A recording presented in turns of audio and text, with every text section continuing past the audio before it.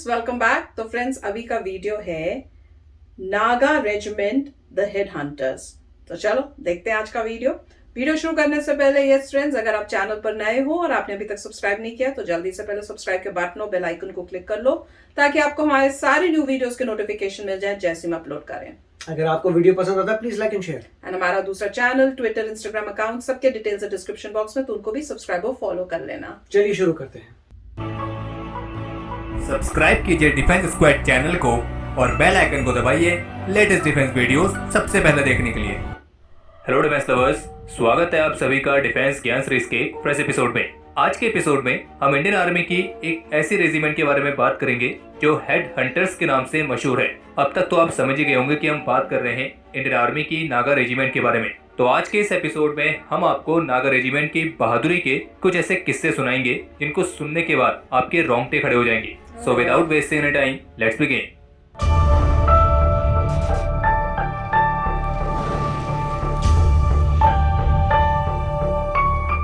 1970 में स्थापित हुई नागा रेजिमेंट इंडियन आर्मी की सबसे यंगेस्ट इन्फेंट्री रेजिमेंट में से एक है और जो इसके सबसे पहली बटालियन थी उसे रानीखेत में स्थापित किया गया था, यानी कि वही जगह जहां पे इंडियन आर्मी की हाईएस्ट डेकोरेटेड कुमाऊं रेजिमेंट का रेजिमेंटल सेंटर भी है। और जो ये नागा रेजिमेंट है ये कुमाऊं रेजिमेंट के साथ ही एफिलिएटेड है। इस रेजिमेंट में जो जवान भर्ती किए जाते हैं वो मुख्य रूप से भारत की नॉर्थ ईस्ट स्टेट नागालैंड से होते हैं। लेकिन जब शुरू में इस रेजिमेंट को स्थापित किया गया था तब कुमाऊं रेजिमेंट, गढ़वाल राइफल्स और 3 गोरखा राइफल्स की बटालियन की मैन पावर के साथ इसे बनाया गया था और करीब 69 नागास को अंडरग्राउंड नागास के रिहेबिलिटेशन कैंप से डायरेक्टली एनरोल किया गया था। और ऐसा भी नहीं है कि इस रेजिमेंट में सारे नागाज ही होते हैं, बल्कि इस रेजिमेंट के 50% ट्रूप्स नागाज होते हैं और जबकि बाकी के कुमाऊनी, गढ़वाली और गोरखास में इक्वली डिवाइडेड होते हैं। वर्तमान समय में नागा रेजिमेंट की 3 बटालियन है और जबकि एक बटालियन टेरिटोरियल आर्मी की भी है जो कि 164 इन्फेंट्री बटालियन के नाम से जानी जाती है। नागा रेजिमेंट का जो वॉर क्राई है वो है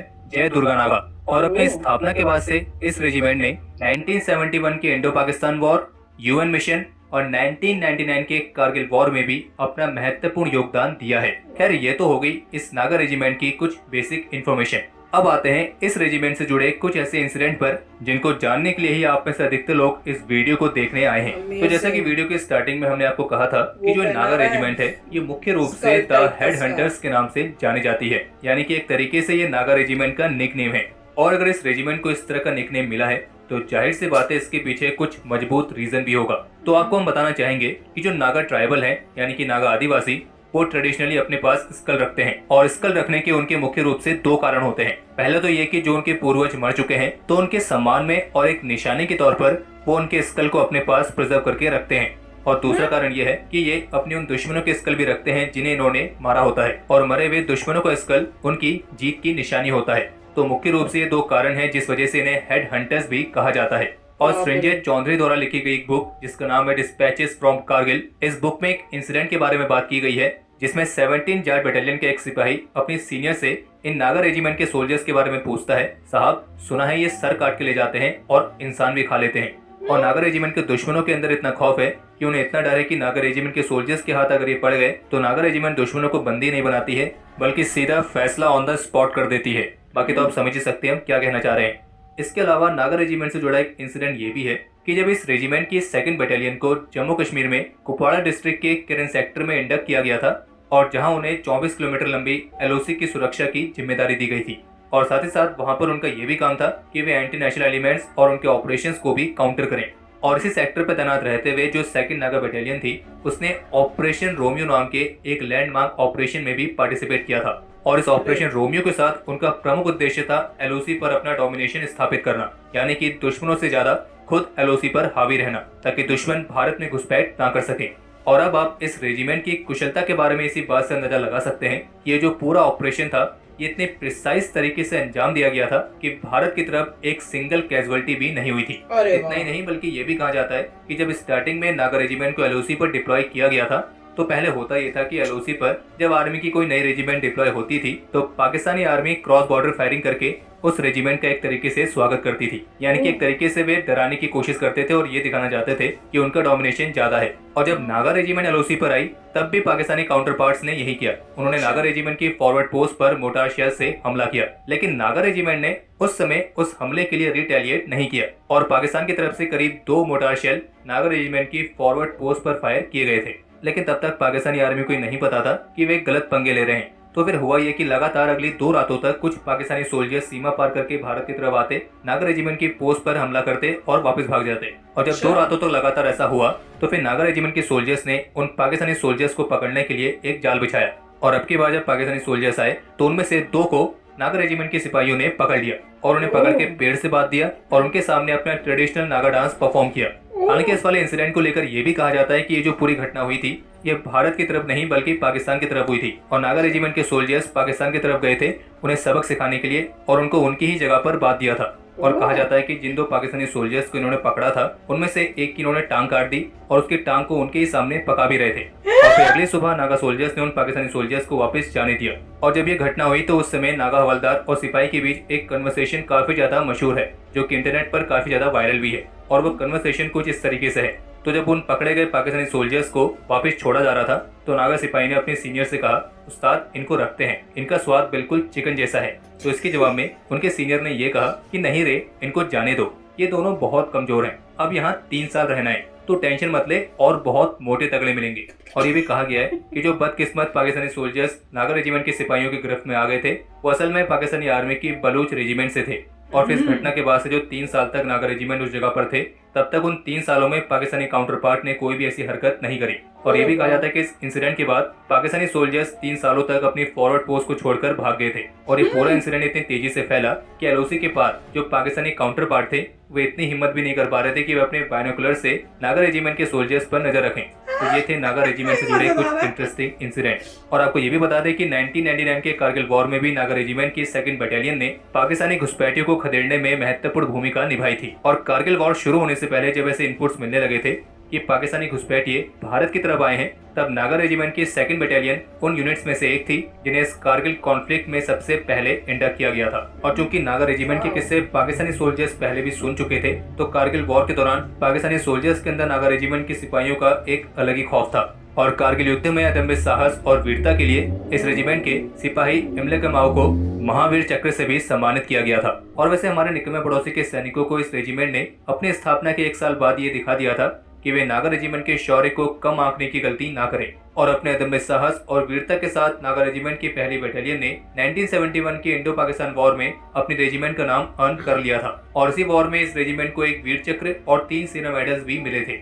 और जबकि इस रेजिमेंट की 2nd बटालियन सूडान में यूएन मिशन में भी डिप्लॉय की जा चुकी है। बाकी इस रेजिमेंट को 1 महावीर चक्र, 8 वीर चक्र, 1 कीर्ति चक्र, 6 शौर्य चक्र, 1 युद्ध सेवा मेडल, 1 विशिष्ट सेवा मेडल और 48 सेना मेडल से सम्मानित किया जा चुका है। और मेजर डेविड मोनलम भी इसी रेजिमेंट के योद्धा थे जिन्हें मरणोपरांत कीर्ति चक्र से सम्मानित किया गया था और जो लप्पा ऑपरेशन के दौरान वीर गति को प्राप्त हुए थे।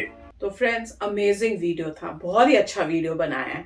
जिस तरह से उन्हें बताया नागा रेजिमेंट के बारे में और उनका पीछे का उनका क्या हिस्ट्री है जहां से वो आ रहे हैं। और जैसे उन्होंने बताया कि वहां के जो लोग हैं वो अपने एंसेस्टर्स की भी मेरे ख्याल से स्कल रखते हैं और जो एनिमीज है उनके भी स्कल्स रखते हैं। तो वो पुराना ट्रेडिशन होगा। ऑब्वियसली मेरे ख्याल से आजकल की जो जनरेशन होगी वो नहीं रखती होंगी, वो पहले का होगा, मेरे को तो यही लगता है।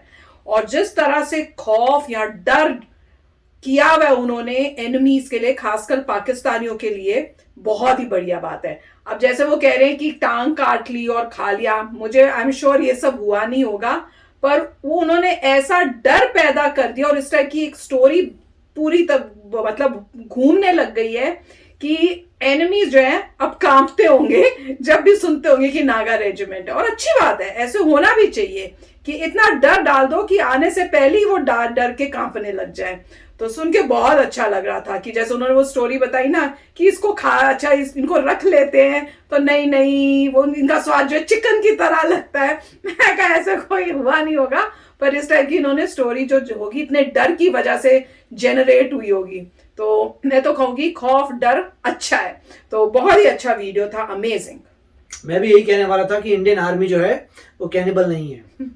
तो ये पॉसिबल नहीं है कि इंडियन मिलिट्री जो है, बस ये अपन हमारे बीच में ही रहना चाहिए और किसी को पता नहीं चले, दुश्मनों के पास तक वो तो इन्फॉर्मेशन ऐसा ये सब फेक है। इट इज नॉट पॉसिबल कि इतनी हाईली ट्रेंड हमारी आर्मी जो है किसी इंसान के बॉडी पार्ट काटे और खाए। तो ये तो ऐसे इन्होंने डराने के लिए बना दिए कि नागा, और नाम भी नागा थोड़ा इंप्रेसिव सा है, नागा नाग जो होता है सर्प, तो जबकि उनकी लैंग्वेज में उसका मतलब कुछ और होगा, मगर नागालैंड, हाँ मतलब नागालैंड उनकी अपनी लैंग्वेज में वो नागाज हैं और नागों का लैंड है, मगर उनकी अपनी लैंग्वेज में नागा का मतलब क्या है मुझे नहीं पता। हिंदी में नागा सारे को नाग ही नजर आ रहा है, तो वो सोचे नागा नाग वाले हैं ये, राइट। तो वो पता नहीं उनकी एक्चुअल लैंग्वेज उसका मतलब क्या है, मगर अच्छी बात थी जो उन्होंने दिखाया है कि काफ़ी अच्छा रेजिमेंट है। उसमें 50% नागा हैं, उसके बाद गोरखा थे, कुमाऊं थे, तो सारे जितने भी हिली रीजन वालों का एक रेजिमेंट है। That is great. और ये भी सही है कि जब नया रेजिमेंट आता है दूसरे एनिमी दिखाते हैं अपने आप को कि बड़े स्ट्रांग है, तो नागाज ने डेफिनेटली डिफरेंट प्रोसेस फॉलो किया कि तुम्हारी टेरिटरी में आके तुम्हें पकड़ेंगे, ये करेंगे तो मजा। वो बात अलग है कि उसको मतलब बाद में छोड़ दिया उनको जाओ, मगर उनको सबक सिखाया होगा कि ऐसा मत करो। तो अच्छा है, बहुत अच्छी बात है कि ऐसे स्पेशलाइज्ड जो हैं मतलब जो अपनी जो कल्चर्स हैं उससे लेके कर रहे हैं। कल्चर्स क्यों? क्योंकि जब उन्होंने पकड़ा हुआ दिखा रहे अपना नागा डांस कर रहे थे तो उनका हाँ, तो मतलब जो भी उनका कल्चर है अच्छा कल्चर है, वॉरियर्स हैं, ट्राइबल वॉरियर्स हैं, तो ट्राइबल वॉरियर्स का रेजिमेंट है। हेड हंटिंग सदियों से जब भी वो फाइट करते होंगे एनिमी से गला काट देते होंगे, तो वही कॉन्सेप्ट होगा।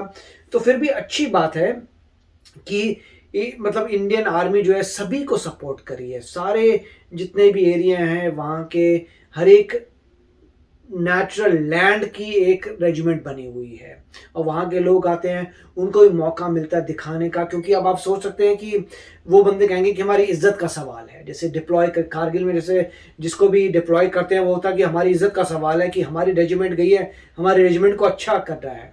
तो बहुत ही अच्छा कॉन्सेप्ट है, very nice video. Yes friends, तो चलो चलते हैं, मिलेंगे नेक्स्ट वीडियो में बहुत ही जल्द। Till then take care and bye bye.